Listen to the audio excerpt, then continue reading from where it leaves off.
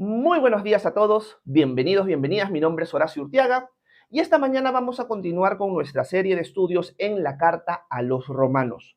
Hoy día vamos a seguir nuestra travesía por el capítulo 8, capítulo que es la parte final de la segunda sección importante de esta carta. La segunda sección importante de esta carta empezó en el capítulo 5.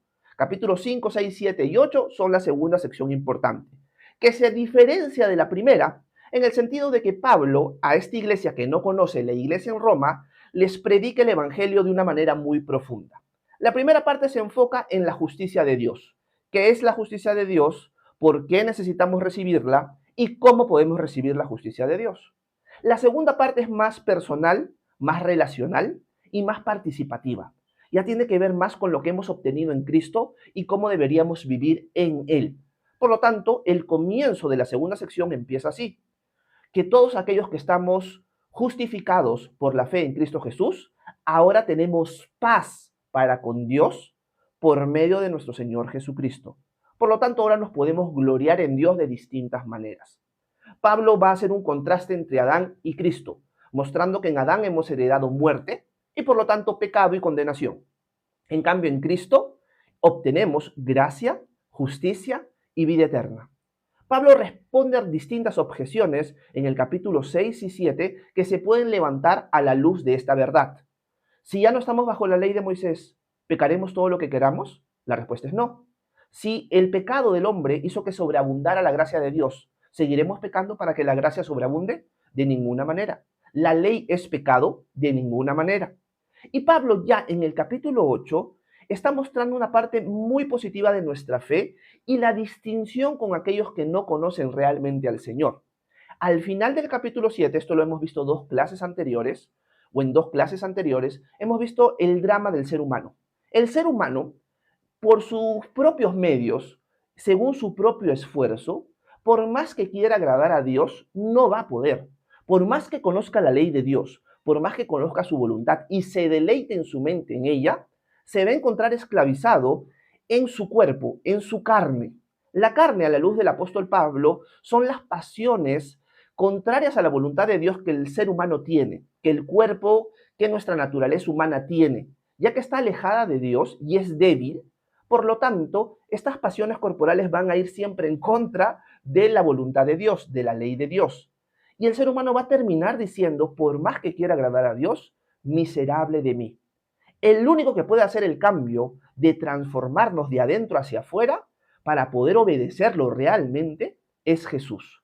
Por lo tanto, Dios envía a su Hijo para que Él muera y sea condenado por nuestros pecados y para darnos su espíritu, para que ahora teniendo su espíritu, seamos dominados por su espíritu y tengamos la capacidad de obedecerlo. Ese es el contraste entre alguien que no conoce al Señor, alguien que vive en la carne, y alguien que ahora vive en el espíritu. Por lo tanto, dice Pablo en la primera parte del capítulo 8, para los que estamos en Cristo Jesús, no hay condenación. ¿Quiénes somos aquellos que estamos en Cristo Jesús? Aquellos que ya no andamos en la carne, sino en el Espíritu. Esto lo hemos visto en la clase anterior. Así que vamos a entrar al capítulo 8 porque en eso se va a enfocar el apóstol Pablo. Vamos a repasar los primeros 4 versículos que vimos el día de ayer y luego vamos a entrar a los siguientes 4 versículos del 5 al 8 para sacarle el jugo a ese pedazo de texto y poder ver qué es lo que el Señor nos habla a cada uno de nosotros. Así que dicho esto, entremos al texto de Romanos capítulo 8 y vayamos al versículo 1. Dice lo siguiente el apóstol Pablo, esto lo leímos el día de ayer. Por tanto, no hay ninguna condenación para los que están unidos a Cristo Jesús. Los que no andan conforme a la carne, sino conforme al Espíritu. Porque la ley del Espíritu de vida en Cristo Jesús me ha librado de la ley del pecado y de la muerte. Porque Dios ha hecho lo que para la ley era imposible hacer, debido a que era débil por su naturaleza pecaminosa. Por causa del pecado, envió a su Hijo en una condición semejante a la del hombre pecador. Y de esa manera condenó al pecado en la carne. De Jesucristo sería aquí. ¿Para qué? Versículo 4. La justicia de la ley se cumpliera en nosotros, que no seguimos los pasos de nuestra carne, sino los del Espíritu. Aquí Pablo se centra en un punto principal, y es el siguiente. para los que estamos en Cristo Jesús, no hay condenación. Si tú estás en Cristo, no hay condenación para ti, porque el que fue condenado en tu lugar, por amor a ti, fue Jesús. Dios se hizo hombre, vino a este mundo y recibió él la condenación, recibiendo él la justicia de la ley, la exigencia de la ley de que el pecador, del que la quiebre, debería morir. Por lo tanto, ahora que nosotros estamos en Cristo, ya no hay condenación por nosotros, para nosotros, porque Jesús la recibió en nuestro lugar. Así que Pablo termina diciendo, nosotros, los que ya no tenemos condenación porque estamos en Cristo, somos aquellos que vivimos bajo el Espíritu y no bajo la carne. Abro un paréntesis rapidito para entrar a los siguientes versículos. Lo que Pablo va a hacer en los siguientes versículos es mostrar la diferencia entre alguien que vive bajo la carne y alguien que vive bajo el Espíritu. Esto significa que Pablo va a hacer un contraste entre el inconverso y el converso, entre el discípulo de Cristo y el no discípulo de Cristo, invirtiendo el orden. Por lo tanto, el motivo principal de escribir los versículos que vamos a leer a continuación es mostrar la diferencia entre un hombre que no ha sido salvado por el Señor y un hombre que sí lo ha sido. Esto no significa que la exhortación también nos vaya a afectar a cada uno de nosotros que sí hemos creído en Cristo. ¿A qué me refiero? Muchas veces los discípulos volvemos a nuestra vida pasada. En lugar de ser dominados por el Espíritu, empezamos a ser dominados nuevamente por la carne. Lo analizamos y lo compartimos el día de ayer. Es una tendencia del ser humano, del discípulo de Cristo, habiendo sido salvado por él, volver nuevamente a alimentar más bien la carne que el espíritu. Que su mente esté en las cosas de la carne y su mente en el espíritu. Por lo tanto, el cristiano, aunque ya no tiene condenación en Cristo, puede empezar lamentablemente a vivir bajo la carne nuevamente. Y hay que tener cuidado con eso. Pero el enfoque principal de Pablo aquí, más que todo, es el contraste entre aquel que no conoce al Señor y aquel que sí lo conoce. Ojo con esto. Aquel que conoce al Señor, voy a reformular. Aquel que no conoce al Señor puede conocer su palabra, puede conocer su ley. Ojo con esto, puede deleitarse en la ley de Dios en su mente, pero en su forma de vivir te vas a dar cuenta que vive en la carne. Esto lo vimos en el capítulo 7. Una persona puede deleitarse en la ley de Dios y aún así no será alguien que está en Cristo y está condenada. ¿Por qué? Porque está tratando de agradar a Dios en sus fuerzas, no por medio de Jesucristo. No ha recibido la salvación que se obtiene en Cristo Jesús, sino quiere construir su camino hacia Dios por medio de su esfuerzo. Por lo tanto, la forma de vivir de esa persona, aunque quizás asista a la iglesia, aunque quizás lea la Biblia, es muy distinta a la de alguien que tiene el Espíritu de Dios. Su mente está en unas cosas que realmente no tiene el que está en Cristo. Obviamente, como digo, el que está en Cristo puede regresar a esta forma de pensar. Por eso a veces es difícil discernir entre un cristiano carnal y alguien que realmente está en la carne nada más y que no tiene el Espíritu de Dios. Porque a veces lamentablemente nos comportamos como si no fuéramos salvados por Cristo. Pero que quede esto claro. El apóstol Pablo va a hacer un contraste entre aquel que no conoce al Señor, por más que se deleite en la ley de Dios, vive en la carne, y aquel que vive en el Espíritu. Veamos cómo lo hace Pablo en los siguientes 4 versículos y veamos qué podemos rescatar nosotros mientras vamos leyendo el texto. Volvamos al texto de Romanos capítulo 8 y leamos el versículo 5 en adelante. Dice Pablo, porque los que siguen los pasos de la carne fijan su atención en lo que es de la carne, pero los que son del Espíritu la fijan en lo que es del Espíritu. Aquí Pablo muestra el contraste. La forma de pensar entre alguien que vive en la carne y alguien que vive en el Espíritu es radicalmente opuesta. ¿Cómo se ve alguien que vive pensando o con su mente en la carne? Se ve de la siguiente manera. Es alguien que puede tener buenas intenciones, pero sus intenciones son pecaminosas y contrarias a la voluntad de Dios. Por ejemplo, cuando nosotros leemos Mateo capítulo 16, si no me equivoco, vamos a ver que Pedro escucha de parte de Jesús que él va a morir. Cuando Pedro escucha esto, él realmente no está enfocado en qué es lo que Dios quiere, sino en lo que él quiere. Es una actitud pecaminosa. Y estamos hablando aquí de un discípulo, imagínense. Y Pedro se acerca a Jesús y le dice, maestro, que a ti no te pase esto. Tú quédate con nosotros, no te mueras. Dios te libre de pasar algo así. Y Jesús le recrimina y le dice, apártate de mí, Satanás, porque no estás enfocado en las cosas de Dios, sino en las cosas de esta tierra, en las cosas de este mundo. La intención de Pedro era mala, no era mala. Él realmente quería que Jesús siguiera con ellos, pero tenía cierta connotación de egoísmo, cierta connotación pecaminosa, porque no estaba diciendo primero Dios, sino primero yo. Y a mí me conviene que Jesús siga con nosotros. No es una decisión o no es un sentimiento o no es un deseo malo en sí mismo, pero como no está alineado a la voluntad de Dios, se vuelve una obra de la carne. Por lo tanto, Jesús le dice, te estás enfocando en las cosas de la tierra y no en el cielo. Apártate de mí, Satanás. Aquí podemos ver un ejemplo de un discípulo que estaba viviendo bajo la carne en ese momento. Una persona que no conoce al Señor, ahora salgamos del discipulado, una persona que no conoce al Señor y vive en la carne, su forma de pensar, mañana, tarde y noche, va a ser una forma de pensar que aunque tenga buenas intenciones, va a ser pecaminosa en sí misma. El centro del mundo gira en torno a esa persona, son sus deseos, son sus placeres, todo gira en torno a él, nada gira en torno a Dios. Por lo tanto, aquí podemos ver una forma de pensar completamente distinta a alguien que vive con la mente puesta en las cosas del Espíritu. ¿Qué significa vivir en las cosas puestas en el Espíritu? Lo que Jesús le había pedido a Pedro, que se enfoque en lo que Dios quería. ¿Qué es lo que Dios quiere con mi vida? ¿Cómo es que yo tengo que servir al Señor? Quiero conocerlo más. Mi mente está más enfocada en el día a día, pero filtrada a la luz de la voluntad y la presencia de Dios. Es muy distinto una forma de pensar que la de otra. Lamentablemente y tristemente, quizás tú dices, ok, Horacio, yo sí he creído en Cristo, estoy en Él, me he arrepentido de mis pecados, pero constantemente me encuentro con una mente enfocada en la carne, no enfocada en el espíritu. ¿Eso está bien? La respuesta es no, está mal. ¿Soy por eso no cristiano? ¿Perdí mi salvación? La respuesta es no, porque a veces lamentablemente aquel que camina en el espíritu vuelve a vivir como si fuera el de la carne. Pero quiero que entendamos esto. Cada vez que nosotros pensamos así, o nuestros pensamientos están enfocados en nuestros deseos, en una actitud pecaminosa, egoísta, celosa, etcétera, etcétera, estamos viviendo como si no fuéramos cristianos, por más que tú has creído en Cristo.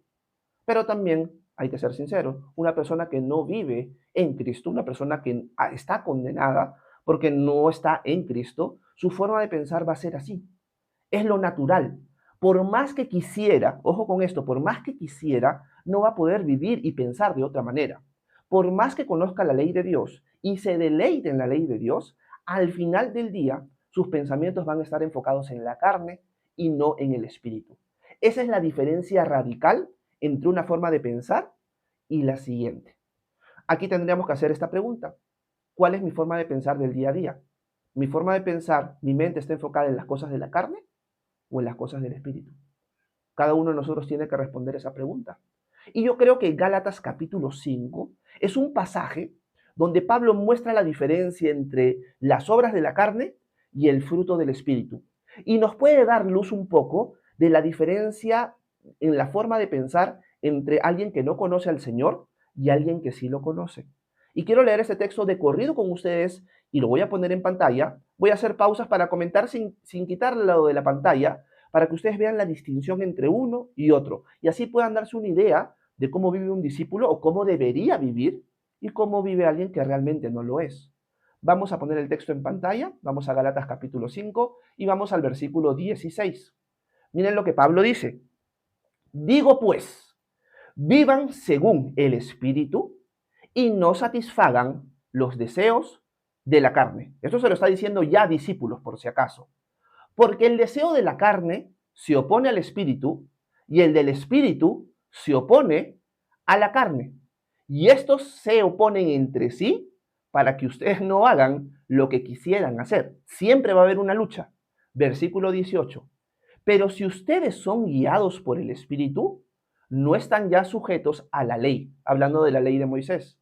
Las obras de la carne, aquí vamos a tener una idea de cómo es alguien que piensa en la carne, dice, las obras de la carne se manifiestan en adulterio, fornicación, inmundicia, lascivia, idolatría, hechicerías, enemistades, pleitos, celos, iras, contiendas, disensiones, herejías, envidias, homicidios, borracheras, orgías y cosas semejantes a estas.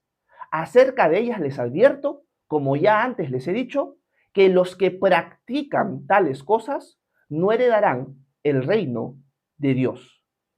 Aquí vemos las obras de la carne. Pablo obviamente no está haciendo una lista exhaustiva y es una lista larga. Eso no significa que todo lo que está aquí solamente es las obras de la carne.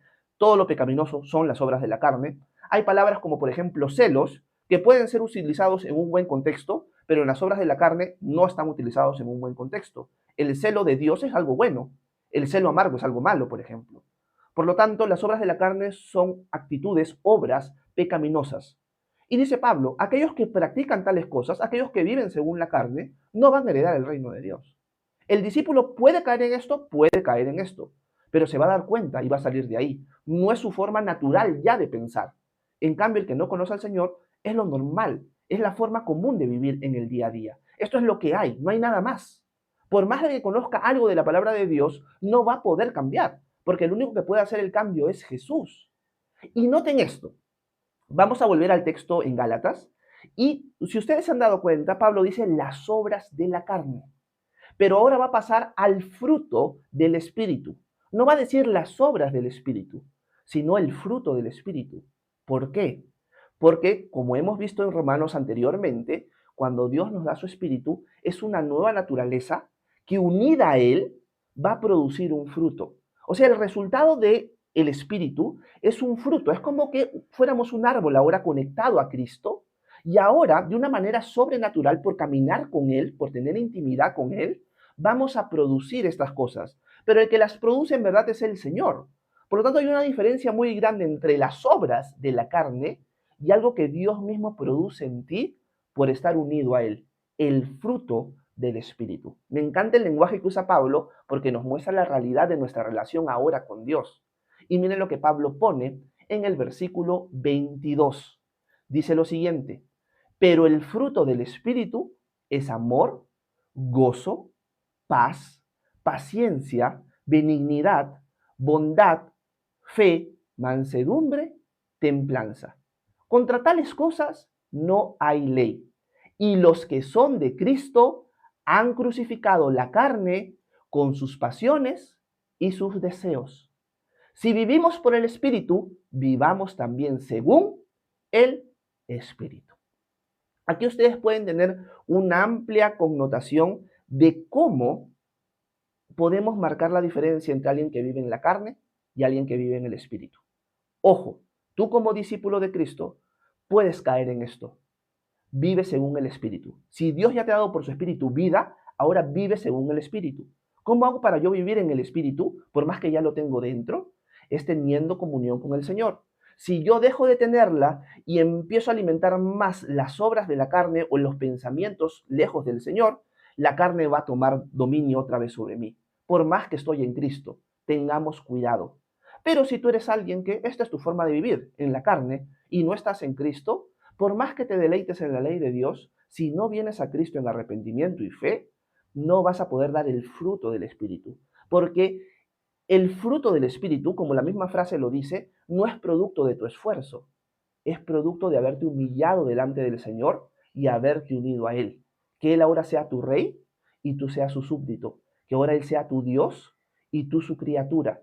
Que ahora Él sea el Señor y tú su siervo. Escucha esta frase, que Él sea ahora tu amo y tú su esclavo. Cuando tú tomas esa decisión, te unes a Cristo por la fe y ahora vas a brotar o va a brotar de ti el fruto del Espíritu que nace y proviene de Dios. Esa es la distinción entre alguien que piensa en la carne y alguien que piensa en el Espíritu. Y Pablo lo explica de una manera muy hermosa en Gálatas capítulo 5. Así que, dicho esto, ya tenemos una idea de la distinción. Ahora volvamos al texto en Pablo, en Romanos, para acabar este devocional y ver cómo Pablo termina esta idea de la distinción entre la forma de pensar de un ser carnal y un ser espiritual. Vamos al texto de Romanos nuevamente y vayamos al capítulo 8, al versículo 5 nuevamente y nos vamos hasta el versículo 8 de corrido, porque como siempre el tiempo me quedó corto. Dice Pablo, porque los que siguen los pasos de la carne fijan su atención en lo que es de la carne, pero los que son del Espíritu la fijan en lo que es del Espíritu. Porque el ocuparse de la carne es muerte, pero el ocuparse del espíritu es vida y paz. Las intenciones de la carne llevan a la enemistad contra Dios, porque no se sujetan a la ley de Dios, ni tampoco pueden. Además, los que viven según la carne no pueden, noten esto, no pueden agradar a Dios. Es triste el resultado de uno y es gozoso el resultado del otro, pero me hace recordar mucho este tema de que aquel que vive en la carne o aquel que su vida y su forma de pensar es carnal, el resultado es muerte. Pero aquel que es guiado por el Espíritu de Dios, hay vida y paz. Me hace acordar mucho el versículo en Romanos 6:23, que dice, porque la paga del pecado es muerte, mas el regalo de Dios es vida eterna en Cristo Jesús, Señor nuestro. Hay ese mismo contraste. El que vive en la carne no conoce al Señor, por más que se deleite en la ley de Dios, va a resultar en muerte esta persona, va a terminar muerta, porque no hay forma de que se pueda salvar por su cuenta, por su esfuerzo. En cambio, el que ha recibido el Espíritu de Dios por medio de la fe, va a terminar recibiendo vida y paz. Recordemos Romanos 5, ahora que hemos sido justificados por la fe, tenemos paz para con Dios por medio de nuestro Señor Jesucristo. Y Pablo termina diciendo, porque aquellos que viven en la carne no pueden agradar a Dios. Por más que conozcan la ley de Dios, por más que busquen hacer buenas obras para agradar a Dios, al final del día, como no están impulsados por el Espíritu de Dios, sus obras no pueden agradar a Dios. Porque sin fe, diría el autor de Hebreos, es imposible agradar a Dios. Así que aquí vemos un contraste muy interesante entre alguien que no conoce al Señor y vive en la carne, y alguien que sí conoce al Señor y vive guiado por el Espíritu.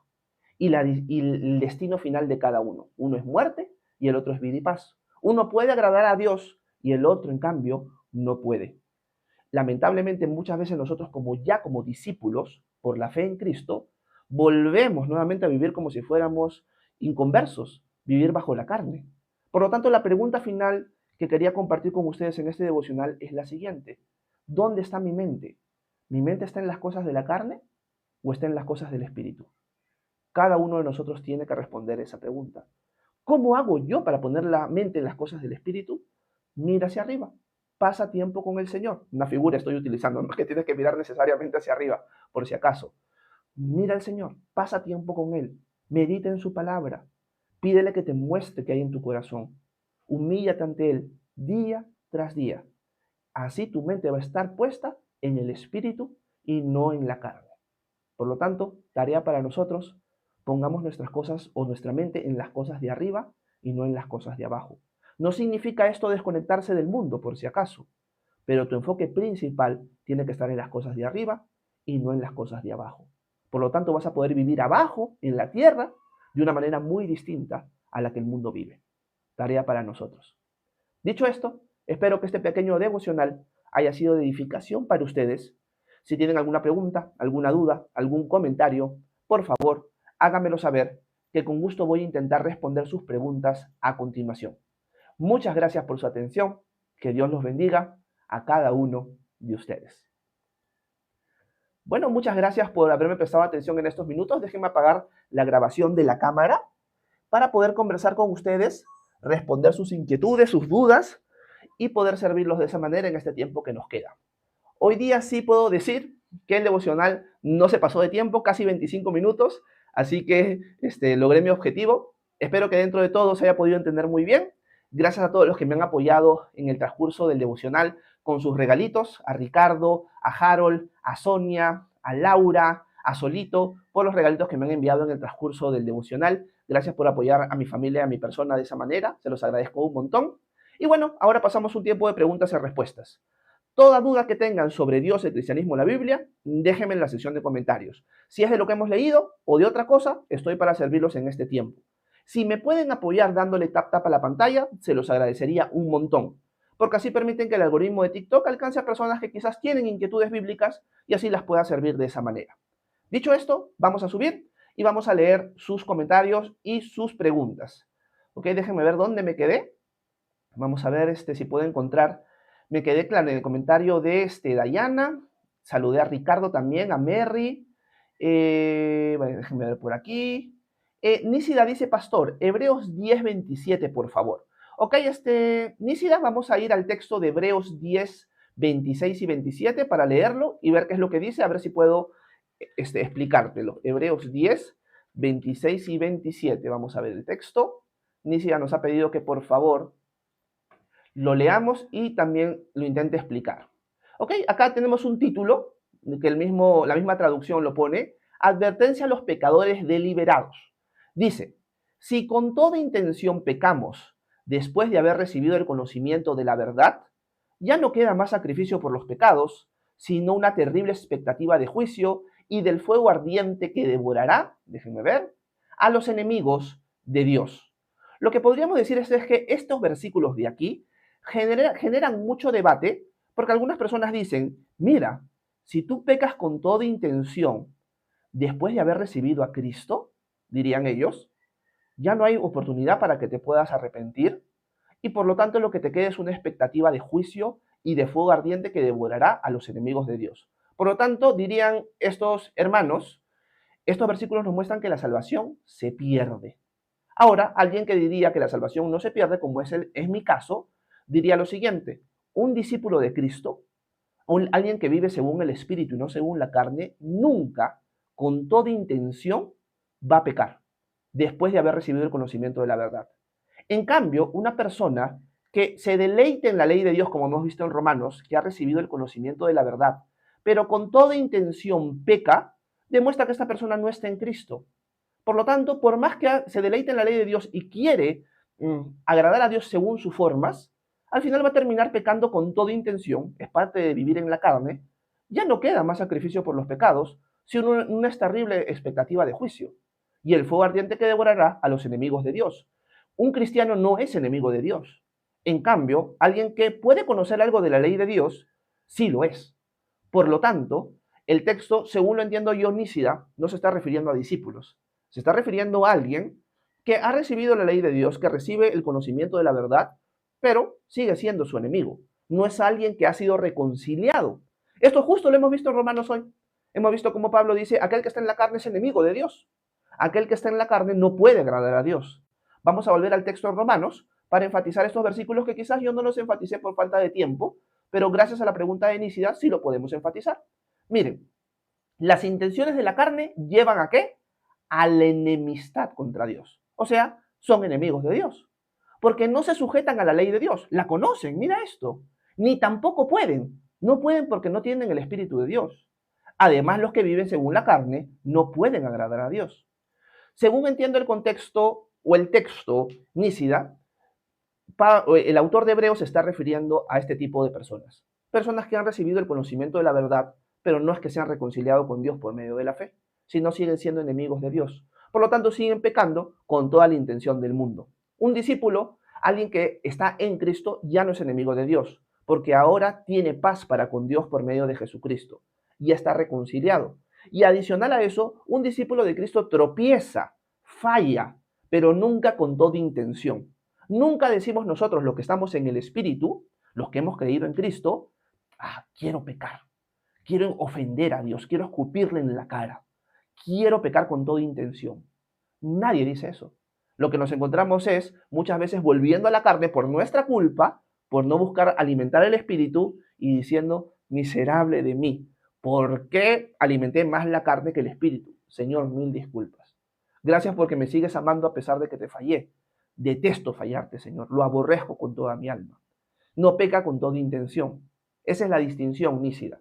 Así que eso es lo que te podría decir, Nísida, con respecto al texto que me has pedido que te comente. Gracias por haber dejado la pregunta por ahí. Gracias, Nísida, para servirte. Qué bueno que pude, porque yo dije, Hebreos es una carta, que te soy sincero, Nísida, que no conozco muy bien. O sea, conozco ciertas verdades importantes, pero yo nunca he enseñado Hebreos. Así que no me siento una persona muy conocedora de la carta a los Hebreos. Conozco lo básico y lo superficial, pero en un futuro quizás, para servirlos a ustedes, vamos a estudiar Hebreos y así aprovecho yo y también crezco en mi conocimiento de Hebreos. Mary dice lo siguiente, pastor, ¿por qué dicen que no es bueno tener amigos del mundo? Luego, ¿quién le va a predicar? Gracias, Mary. Lo que pasa está en que realmente no sé qué es lo que motiva a muchas personas, a muchos maestros o muchos hermanos en la fe, a decir que no deberíamos tener amigos en el mundo. Yo pienso que por un lado es un deseo de que pertenezcas solamente a la iglesia y estés en esa burbuja, no te juntes con gente del mundo, y por lo tanto van a decir este tipo de cosas.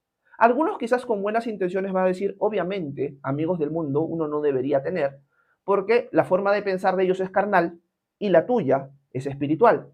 Por lo tanto, amigos realmente no tienes en el mundo. Pero lo que yo puedo decir es que Dios nos manda amar aún a nuestros enemigos. Y si yo amo realmente como Dios ama, busco amistad con la gente del mundo, no necesariamente porque ellos piensen exactamente igual que yo, sino porque yo quiero ser luz y sal para ellos y porque quiero amarlos de esa manera. Obviamente no voy a tener comunión con ellos de la misma manera que voy a tenerla con un hermano en la fe. Podríamos decir que un verdadero amigo debería ser un hermano en la fe. Una persona que no conoce a Cristo realmente no llega a ser un verdadero amigo en ese sentido. Lamentablemente, Merry, nos encontramos muchas veces con gente que es nuestra amiga y es un verdadero amigo siendo no conocedor de Cristo, y nuestros hermanos en la fe no son nuestros amigos. Y eso es algo triste. ¿Por qué? Porque no estamos caminando en el Espíritu. Así que puede haber una buena intención en esta frase, pero hay que tener cuidado con ella. Eso no significa, o repasando la frase, de que nosotros no tenemos que pasar tiempo con la gente del mundo, sino cómo podemos ser luz y sal. Yo doy gracias al Señor de que hubo personas que estuvieron alrededor mío cuando yo no conocía al Señor y ellos sí lo hacían, para yo poder acercarme un poco más a Dios hasta que tomé la decisión de seguirlo. Igual la gente que nos rodea. Tenemos que ser luz y sal. Una lámpara no se esconde debajo de la cama, sino se pone encima de todo para que alumbre todo el cuarto. Ese es nuestro llamado. Por lo tanto, al final, Mary, alguien podrá tener una frase, pero yo sigo la palabra del Señor.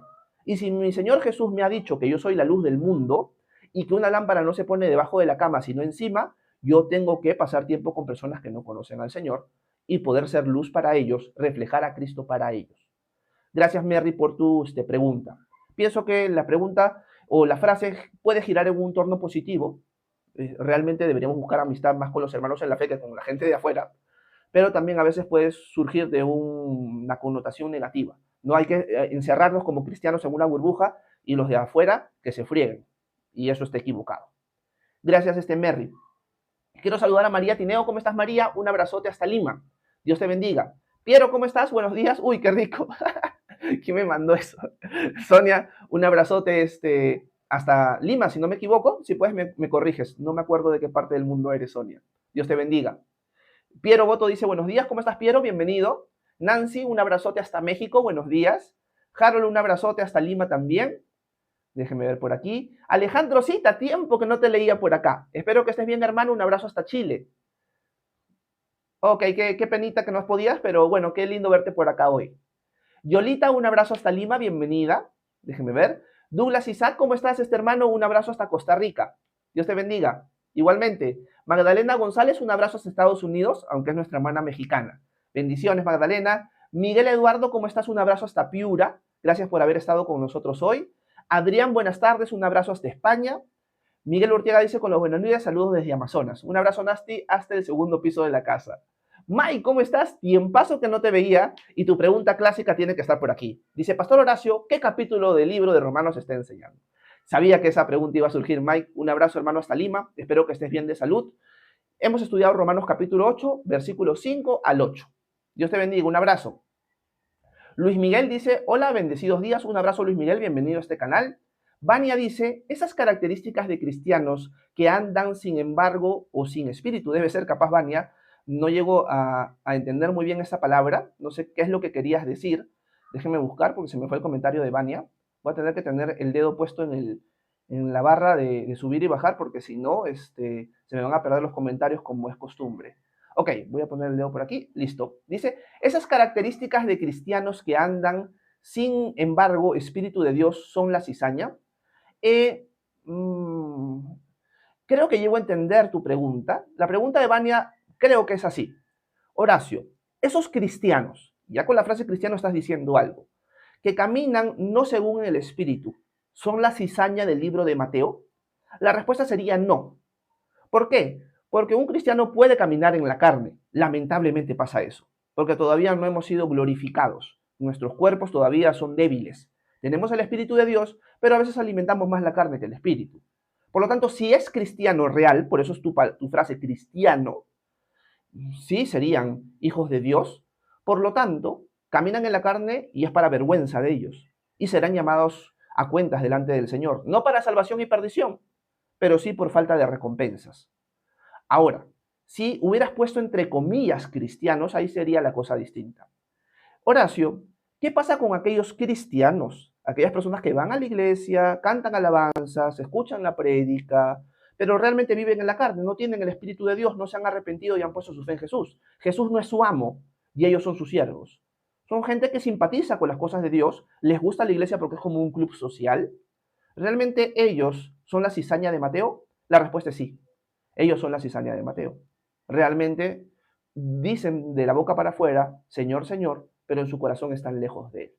Así que hay que hacer esa distinción, Mania, con respecto a la pregunta. Así que aprovecho y te respondo de las dos formas distintas. Gracias. Adrián dice que empezó a congelarse. Ay, qué pena, Adrián. Ya eso sí escapa de mi control. Quiero saludar a Sonia. ¿Cómo está Sonia? Un abrazote. Adrián dice, pobre Pedro, ¿quién querría que su amigo se fuese y menos Jesús? Aunque era la voluntad de Dios. Sí, por eso era una buena intención, Adrián. Eso lo enfaticé, pero no era una decisión o una buena intención carnal. No era guiada por el Espíritu de Dios. Quiero saludar a Mónica. ¿Cómo estás, Mónica? Un abrazote hasta Lima para ti, para Niurka, Rodrigo y toda tu familia. Dios te bendiga. Quiero saludar a Desi. Dice, wow, qué excelente habla este señor. Muchas gracias. No es por mí, la verdad. La gente que me conoce en el día a día sabe que me trabo un montón. Es por el Señor. Pero gracias por tu comentario. Nancy dice, pastor, ¿podría orar por mi esposo Mario? Ayer regresó de Canadá. Gracias a Dios está aquí de nuevo. Gracias, Nancy. Qué interesante, Canadá. Es un país frío, si no me equivoco. Así que vamos a orar por tu esposo. No me has puesto su nombre, pero aprovecharemos y oraremos por él. Dios sabe cuál es su nombre. Padre, te pedimos por el esposo de Nancy. Tú sabes cuánto ella lo ama. Te pedimos, Señor, que en este tiempo que él está regresando, las relaciones familiares se puedan establecer bien. Que él, no sé si te conoce o no, Señor. Te pido que él se pueda acercar a ti y que puedan servirte juntos como familia. Te lo pido en el nombre de Jesús. Amén. Gracias, Nancy, por pedirnos oración por tu esposo. Y mándale mis saludos, por favor. Por aquí dice, ¿esto es real? Gracias por tu comentario. Laura dice, un solo día que no pasemos con el Señor comenzamos a ser más carnales. Sí, Laura, correcto. Lo digo por experiencia propia. Jenny dice, amén. ¿Cómo estás, Jenny? Bienvenida. Déjeme ver. Yonja, ¿cómo estás? Buenos días. Dice, hermano, buenos días. Este tiempo en la iglesia puedo ver cristianos carnales y otros espirituales. No es cuestión de tiempo. Por supuesto que sí, Yonja. Y esto es lo más triste, ¿no? Es lo más triste, pero también es una exhortación para nosotros. Porque somos rápidos para mirar a otros, pero lentos para mirarnos a nosotros. Por lo tanto, es una exhortación doble. Es triste, por un lado, ver a hermanos que tienen hasta muchos años más en la fe que nosotros, y su mente está puesta en la carne, no en el espíritu. Eso es triste. Pero también tenemos que voltear esa idea y mirarnos a nosotros. El tiempo que yo tengo caminando con el Señor es un tiempo que está caracterizado por vivir en el espíritu o por vivir en la carne. En lugar de avanzar en las cosas del Señor, me he estancado o he retrocedido, me he distraído, tengo que volver a poner mis ojos en las cosas del espíritu. Así que es una exhortación también para nosotros, porque no dejemos eso de lado. A veces nos gusta mucho mirar a los demás, pero tenemos que mirarnos a nosotros constantemente. No digo que tú lo hagas, Yonja, por si acaso. Estoy aprovechando tu comentario para dar esta aplicación. Gracias por dejar por ahí tu comentario. Naida Jiménez dice, me gusta este tema, siempre es importante recordarlo con la palabra de Dios. Abrazos, Naida, bienvenida a este canal, gracias por estar por aquí. Elías, ¿cómo estás? Un abrazo, hermano, hasta Estados Unidos, Dios te bendiga. Nicolás dice, amén, ¿cómo estás, Nicolás? Bienvenido. Déjenme ver. Vilma Nolasco dice, bello tema, me reta a crecer en Jesús. Amén, Vilma, esa es la idea. Para eso estoy por aquí, para servirlos en ese sentido. Jenny dice, ¿es difícil? Por supuesto que sí. Por eso Pablo en Gálatas dice que la carne y el espíritu siempre están que se bronquean ahí, siempre están que pelean. Y eso es una lucha que tenemos cada uno de nosotros. El que diga que no la tiene, lo más probable quizás es porque es carnal. Hay que tener cuidado con eso. Por aquí dicen amén. Adrián dice, Horacio, pero solamente nos da el Espíritu Santo por fe, pero ¿en qué momento lo manda? No sé si se me entiende. Gracias, Adrián, por tu pregunta. sí se da por fe. Podríamos verlo en Efesios capítulo 1. Adrián, te animo a leer Efesios capítulo 1, donde Pablo dice que en el momento que hemos creído en el Evangelio, en las buenas noticias de salvación, hemos creído en Cristo, y esto implica fe, somos sellados en ese momento con el Espíritu Santo de la promesa, diría el apóstol Pablo. Por lo tanto, sucede en el momento real de tu fe, no en el momento en el que uno simpatiza con el Señor, porque uno puede simpatizar, pero hey, todavía no es mi Señor. Sí, es Dios, yo creo en Dios, me gusta cómo habla, me parecen sabias sus palabras, pero hasta ahí nomás. Mi vida es mi vida, yo soy mi Dios, yo soy mi Señor, yo mando, no Él. Quizás de la boca para afuera digo que sí manda, ¿no? No, no, sí, Diosito manda. En la hora de la hora yo sé, en mi interior, yo no me puedo engañar de que al final mando yo. En cambio, cuando tú depositas tu fe en Jesús, es una rendición total. Es, Señor, ahora mandas tú. Imperfectamente, porque nadie puede rendirse al 100%, es imposible eso.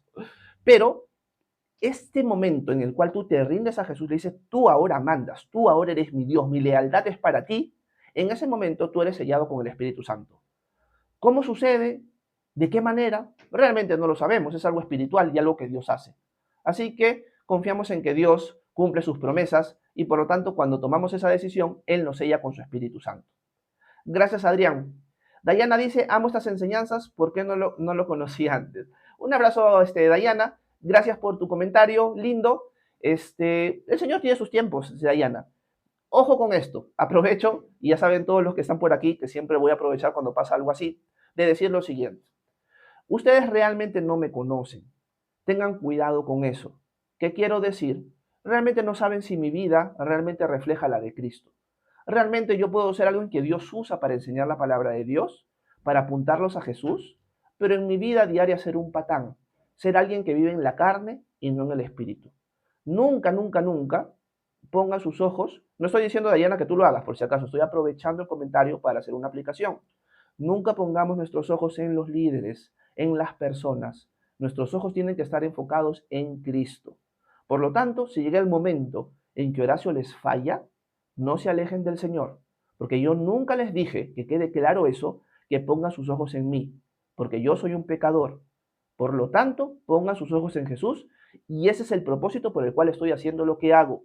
No para que me miren a mí, ojo, no estoy diciéndotelo a ti, Dayana, estoy aprovechando el comentario para hacer una aplicación. Nunca pongan sus ojos en mí, pongan sus ojos en Jesús. Yo soy uno más dentro de miles y millones de maestros que enseñan la palabra de Dios y que buscamos ser fieles. Lamentablemente, y este es un terror que yo tengo, muchos de los maestros que quizás en algún momento yo dije son buenos maestros de la palabra del Señor, terminaron cayendo en pecado.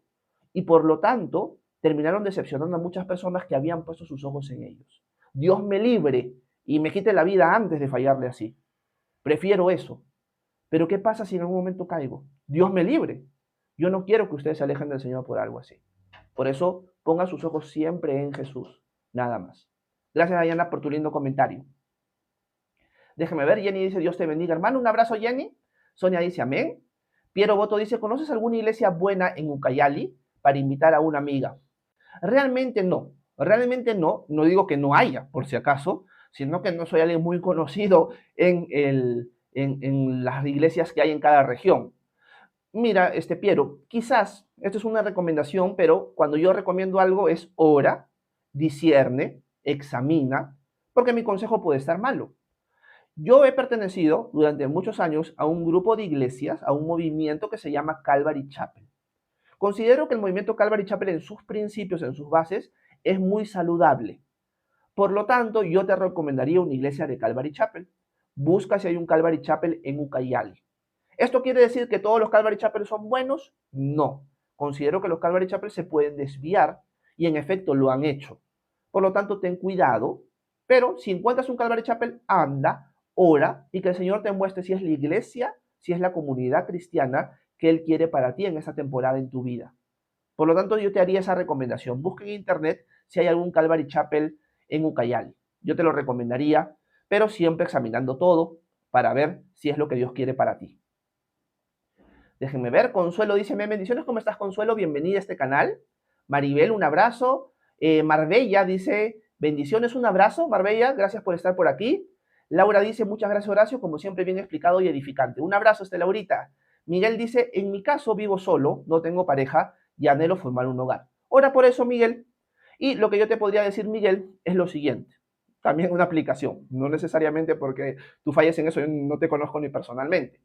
Pero siempre veo que es la tendencia de muchas personas decir, yo quiero formar un hogar, pero no encuentro una mujer, primero que capaz me haga caso. Algunos que son bien mandados ahí, y dice, pero no sé, yo quiero formar un hogar, pero nadie me hace caso, no me aceptan las salidas, ni mis cortejos, ni nada por el estilo. Yo diría lo siguiente, a veces nosotros idealizamos mucho la futura esposa que vamos a tener, pero nosotros no somos el ideal de una mujer que ama al Señor. No digo que tú lo seas, Miguel, por si acaso, pero hago la exhortación. A veces queremos que Dios nos dé una esposa conforme a su corazón, pero nosotros no somos el hombre que una mujer conforme al corazón de Dios querría. Por lo tanto, empieza por seguir creciendo en el Señor. Y ayuda a entender de que yo tengo que ser alguien que ame a Dios más que mi futura esposa, para que una mujer que ama más a Dios que a su futuro esposo quiera casarse conmigo. Por lo tanto, yo puedo decir que en mi caso, por la gracia de Dios, en Gaby yo vi una persona que amaba más a Dios que a mí, o que iba a ser una persona que iba a amar más a Dios que a mí. No es perfecta, al igual que yo no lo soy, pero fue para mí una idea clara de que yo quería que ella fuera mi esposa. Y yo creo que Gaby vio en mí también a alguien que amaba a Dios más que a ella. Por lo tanto, por eso es que me dijo que sí. Entonces yo creo que es importante siempre apuntar a eso.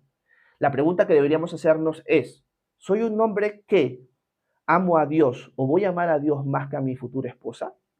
¿O soy una mujer que voy a amar a Dios más que a mi futuro esposo y quiero un esposo o quiero una esposa que ame a Dios más que a mí? Cada uno tiene que responder esa pregunta. Yo creo que cuando llegamos a ese punto, estamos en el lugar correcto para buscar un matrimonio. Gracias por tu comentario, Miguel.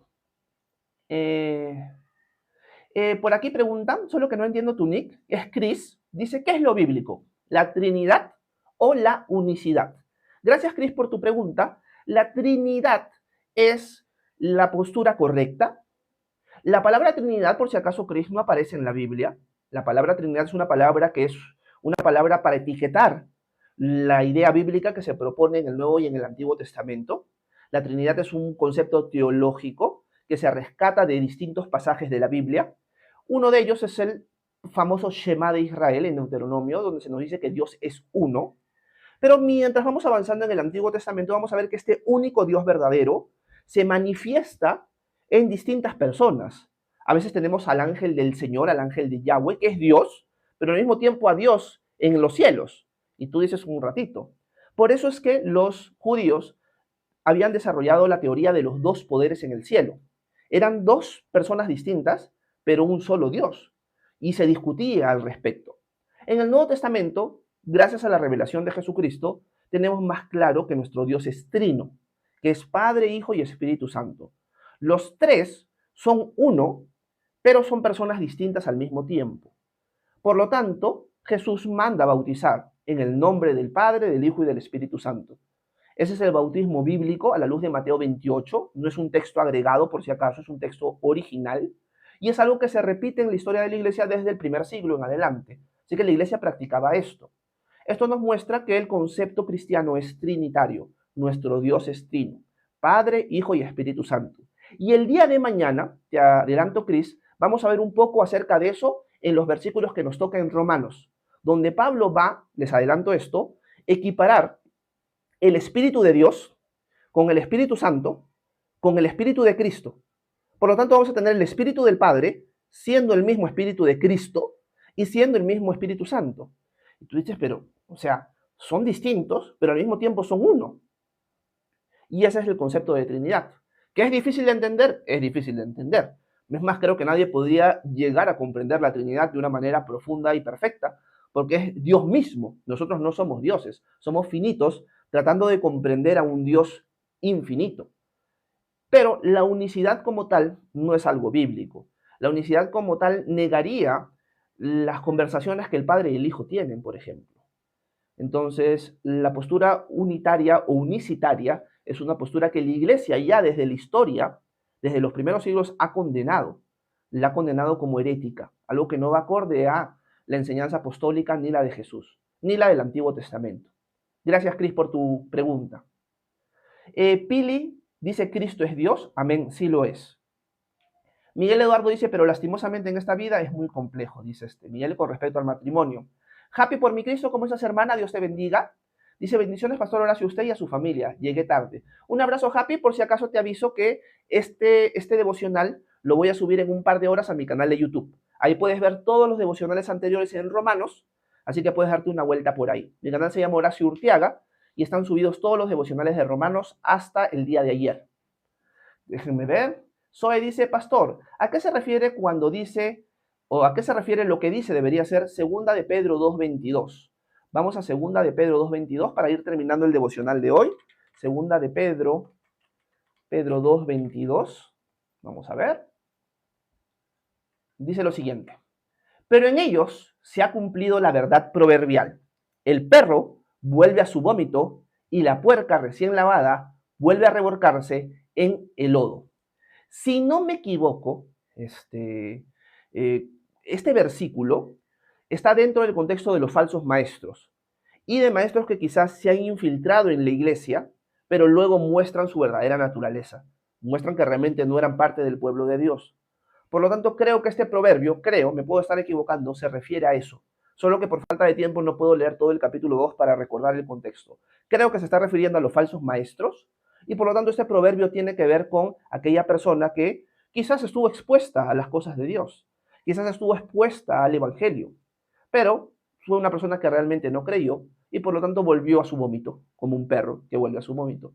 Así que el proverbio tendría que ver con estos falsos maestros que aunque fueron expuestos a la palabra de Dios, a la hora de la hora, siguieron viviendo en la carne y no decidieron estar en Cristo. Esa es la idea. Gracias, Zoe, por tu pregunta. Bueno, voy a terminar el live de una vez. Voy a agarrar una pregunta al azar para que a ver si los que siempre preguntan al último nunca se queden sin una respuesta, pero vamos a ver a quién la respondo. Tulipán, voy a leer el comentario de Tulipán. Dice, pastor, no somos perfectos, pero Dios en su infinita misericordia, dice, ay, se me perdió el comentario de Tulipán, en su infinita misericordia Él nos ayuda con su Santo Espíritu. ¿Sí? Nosotros apuntamos, Tulipán, a la perfección cristiana, apuntamos a eso, pero todavía seguimos viviendo en esta carne. Por lo tanto, hay esperanza para nosotros y hay un deseo, esto lo vamos a seguir leyendo en Romanos 8 por si acaso, hay un deseo de nuestro ser de que por fin se manifieste la gloria de Dios. ¿Por qué? Porque si yo camino en el Espíritu, voy a desear agradar a Dios en todo lo que hago, en lo que pienso y en lo que hago. Pero me encuentro que todavía sigo luchando con este cuerpo mortal. Por lo tanto, también el anhelo del discípulo, esto lo vamos a ver más adelante en Romanos 8, es, ven Señor Jesús. Restaura tu creación, restáuranos a nosotros, glorifícanos con la gloria que nos vas a dar, porque queremos vivir sin pecado, sin fallarte, vivir guiados al 100% por el Espíritu tuyo, con una nueva naturaleza que no es corruptible, que es incorruptible e imperecedera. El discípulo debería anhelar eso. Por eso a mí me parece triste cuando veo hermanos en la fe que no anhelan la venida de Jesús. Capaz tú dices, queremos que el Señor venga, ven Señor Jesús, amén te van a decir. Pero en el día a día, realmente su mente no está puesta en, yo ya quiero que venga el Señor. Como siempre digo, para muchos de nosotros, tristemente, si el Señor viniera hoy, si te enteraras hoy de que Jesús viene hoy, te daría pena, no te daría gracia, no te daría alegría. ¿Por qué? Porque tenemos las cosas o nuestra mente en las cosas de esta tierra y no en las cosas del Señor. Así que también es una pregunta que cada uno de nosotros tiene que hacer.